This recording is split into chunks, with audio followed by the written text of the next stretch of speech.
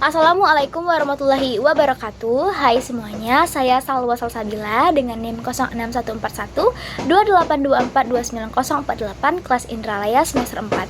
Di sini saya akan menjawab soal-soal UAS pada MK Kesehatan dan Gizi dengan dosen pengampu Ibu Profesor Hartati MPD dan Ibu Dara Zulaiha MPD. Langsung saja berikut soalnya.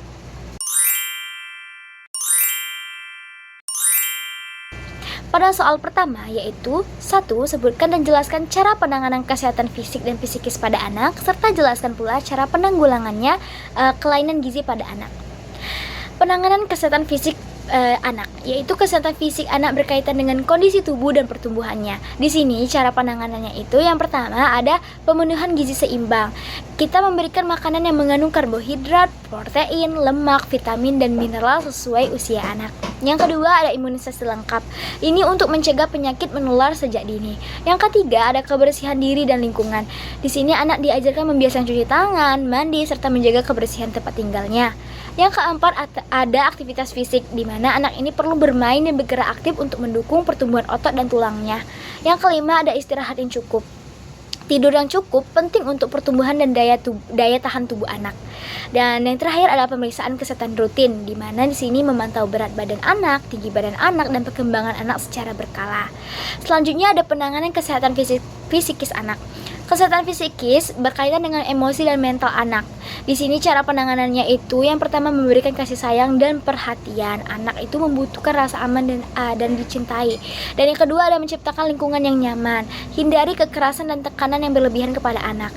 Yang ketiga ada stimulasi perkembangan. Di sini melalui bermain, komunikasi dan interaksi sosial secara langsung. Dan yang keempat ada mendengar anak. Memberi kesempatan anak itu untuk mengekspresikan perasaannya. Dan yang terakhir ada pola asuh yang positif, disiplin tanpa kekerasan dan memberikan contoh yang baik. Selanjutnya ada penanggulangan kelainan gizi pada anak. Kelainan gizi itu bisa berupa gizi kurang, gizi buruk maupun gizi lebih.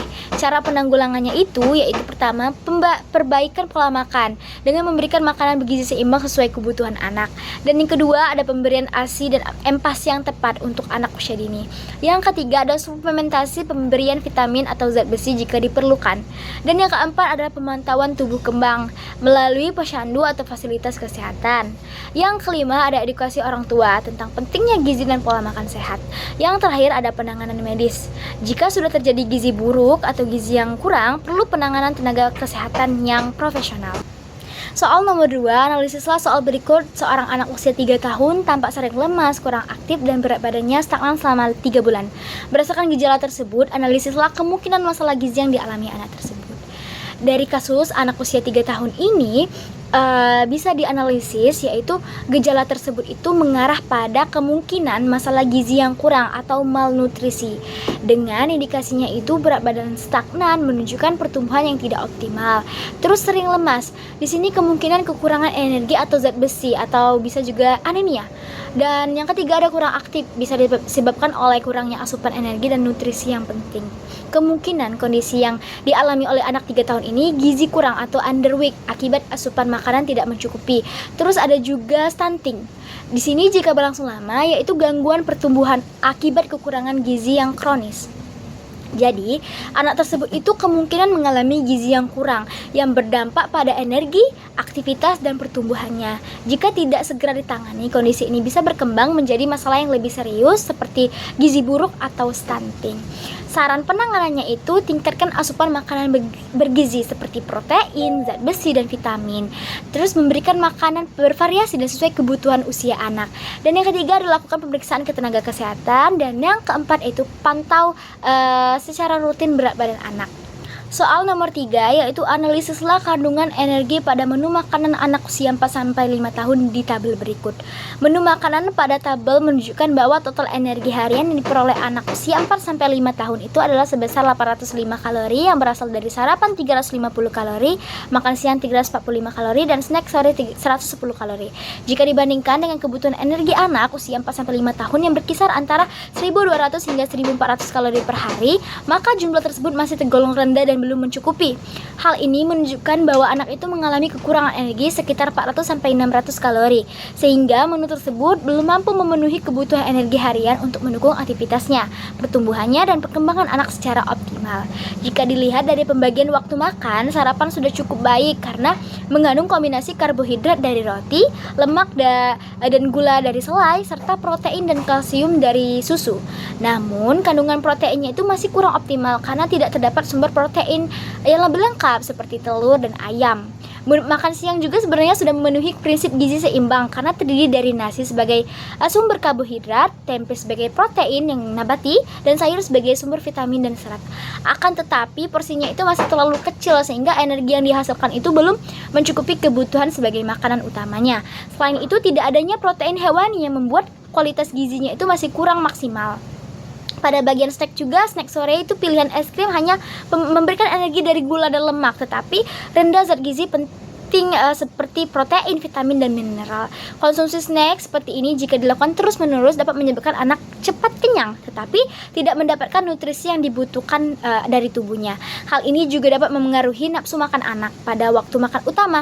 Secara keseluruhan, menu ini memiliki beberapa kekurangan, yaitu total energi yang masih rendah, kurangnya variasi sumber protein terutama protein hewani, serta tidak adanya makan malam yang seharusnya menjadi bagian penting dalam pemenuhan kebutuhan energi harian.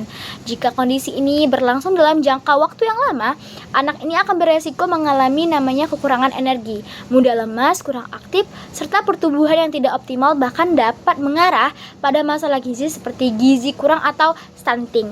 Oleh karena itu, diperlukannya perbaikan dengan menambah jumlah porsi makanan anak, melengkapi sumber protein terutama dari protein hewani seperti telur, ayam, ataupun ikan, serta mengganti snack itu dengan pilihan yang lebih bergizi seperti buah dan susu.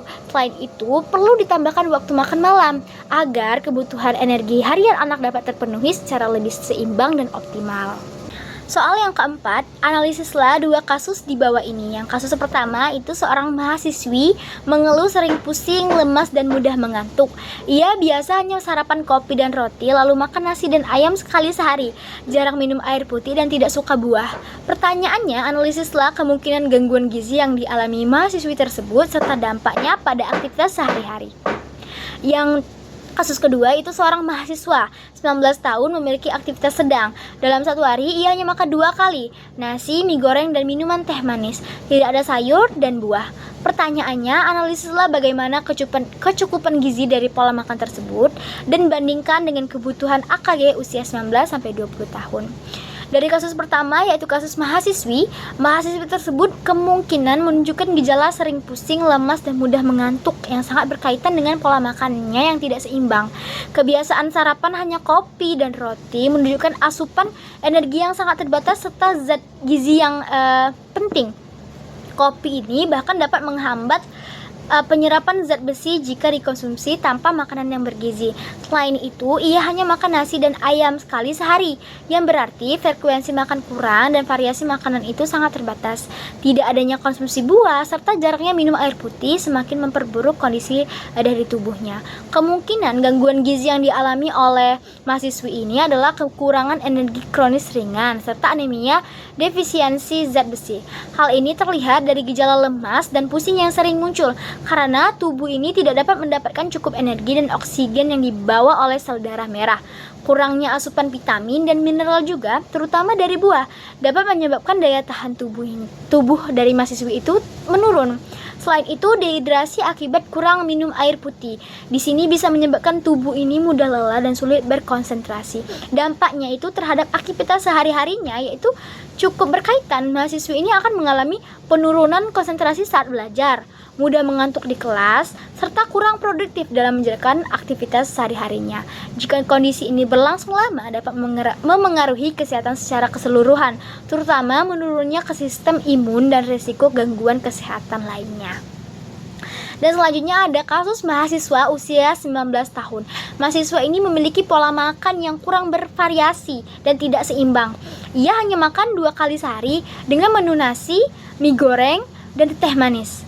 Pola ini didominasi oleh karbohidrat sederhana dan gula, tanpa adanya sumber protein yang cukup, serta tanpa sayur dan buah sebagai sumber vitamin, mineral, dan juga serat dari mahasiswa tersebut. Jika dibandingkan dengan angka kecukupan gizi atau AKG usia 19-20 tahun, kebutuhan energi untuk laki-laki dengan aktivitas sedang berkisar sekitar 2.400-2.600 kalori per hari. Sementara itu dari pola makan yang ada, kemungkinan asupan energi masih di bawah kebutuhan atau tidak seimbang karena meskipun nasi dan mie memberikan energi, kualitas gizinya rendah. Asupan protein kemungkinan kurang, begitu juga dengan vitamin seperti vitamin A dan C, serta mineral seperti zat besi dan kalsium yang seharusnya diperoleh dari sayur, buah, dan sumber protein lain. Kekurangan sayur dan buah juga menyebabkan asupan serat serta sangat rendah yang dapat berdampak pada gangguan pencernaan seperti sembelit.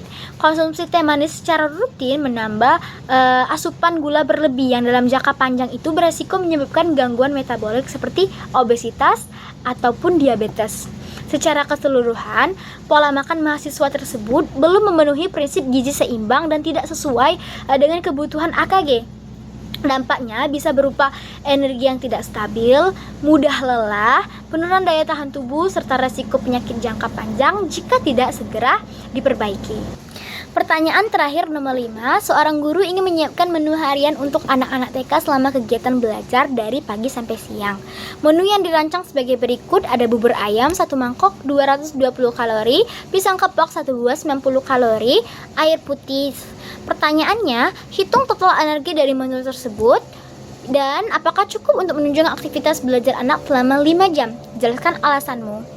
Dari perhitungan total energi dari menu tersebut adalah bubur ayam 220 kalori dan pisang kepok 90 kalori. Sehingga total energi itu 220 kalori ditambah 90 kalori menjadi 310 kalori. Jadi total energi dari menu tersebut adalah 310 kalori.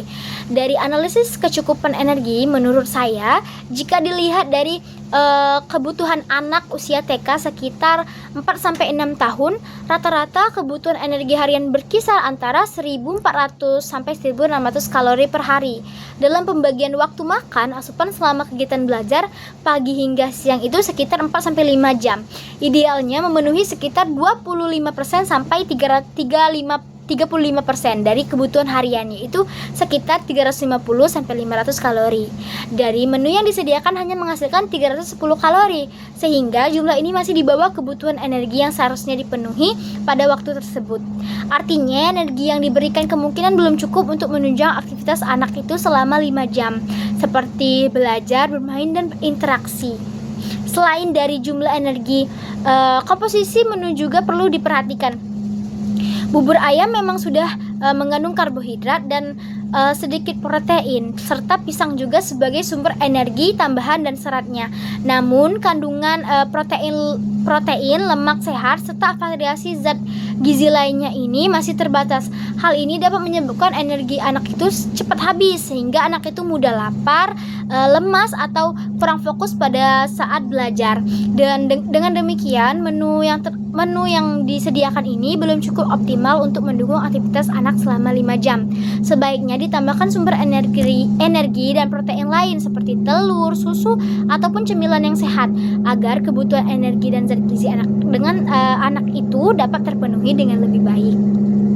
Mungkin itu saja jawaban dari saya mengenai kesehatan gizi anak pada MK Kesehatan dan Gizi. Saya akhiri. Wassalamualaikum warahmatullahi wabarakatuh dan terima kasih.